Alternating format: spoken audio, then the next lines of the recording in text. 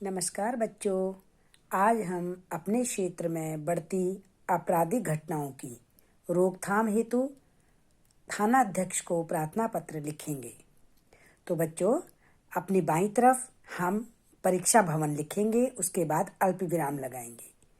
फिर जनकपुरी में अगर आप रहते हैं तो जनकपुरी लिखेंगे, जिस क्षेत्र में आप रहते हैं उस क्षेत्र का नाम लिखेंगे। और फिर नई दिल्ली। सेवा में श्रीमान थानाध्यक्ष महोदय।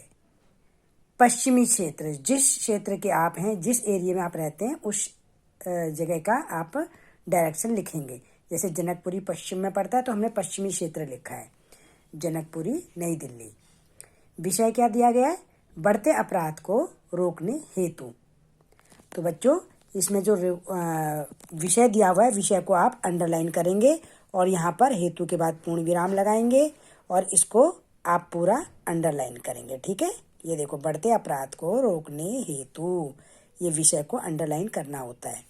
ठीक है, तो आप इसको अंडरलाइन कर लेंगे। चलिए, इसके बाद आप लिखेंगे महोदय। सविनय निवेदन यह है कि मैं जनकपुरी क्षेत्र का निवासी इस पत्र के माध्यम से आपका ध्यान अपने क्षेत्र की अति गंभीर समस्या की ओर दिलाना चाहता हूँ। यानी कि बहुत ही प्रॉब्लम्स हैं, है ना, बहुत ही गहन प्रॉब्लम्स हैं, तो उनकी ओर आप थानाध्यक्ष महोदय का ध्यान दिलाना चाहते हैं। क्या समस्या है? कि पिछले कुछ महीने से हमारे क्षेत्र में असामाजिक तत्वों ने अपना ठिकाना बना लिया है। बच्चों, असामाजिक तत्व होते हैं जैसे चोर, लुटेरे, स्मैकिए, है ना, ये जो छिटपुट घटनाएं करते हैं, उनके बारे में बताया गया है। ठिकाना बना लिया मतलब ये आपके क्षेत्र में आ गए हैं, यहाँ रहने लगे हैं।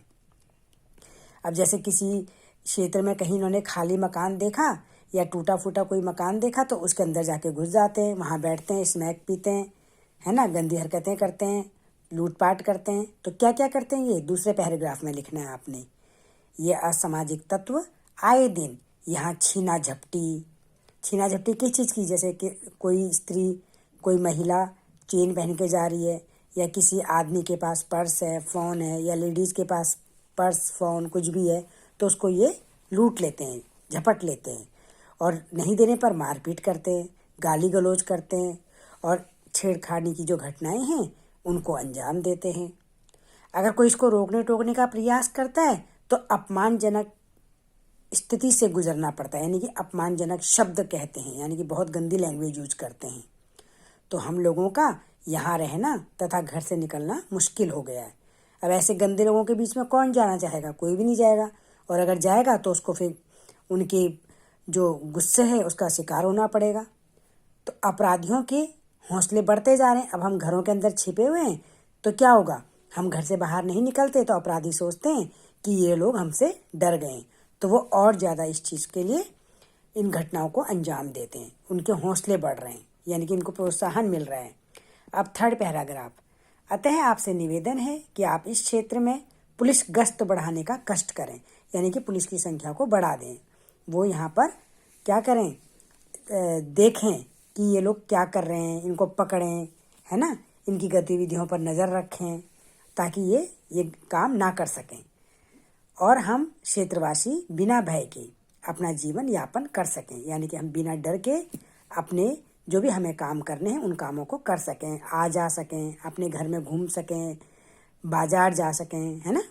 आशा है आप जल्द से जल्द इस पर कार्यवाही करेंगे, यानी कि एक्शन लेंगे। कार्यवाही मतलब एक्शन लेंगे। फिर बच्चों, इसके बाद लिखेंगे धन्यवाद, फिर पूर्ण विराम लगाएंगे, फिर भवदीय क ख ग, यहाँ पर आप क ख ग लिखेंगे। फिर पता, अपना पता लिखेंगे यहाँ पर। फिर दिनांक जो भी डेट है, जैसे आज मान लो 2 नवंबर है तो 2 नवंबर, फिर अल्प विराम 2023।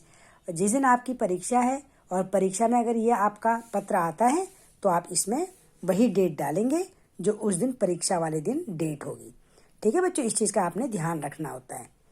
तो आप इस पत्र को, जो ये प्रार्थना पत्र है, ये औपचारिक प्रार्थना पत्र है, इसे आप अपनी नोटबुक में लिखेंगे और अच्छे से इसको याद भी कर लेंगे।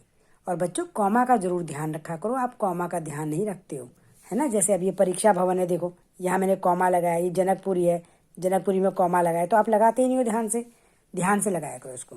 ठीक है बच्चों, अब आप अपना काम करिए। धन्यवाद।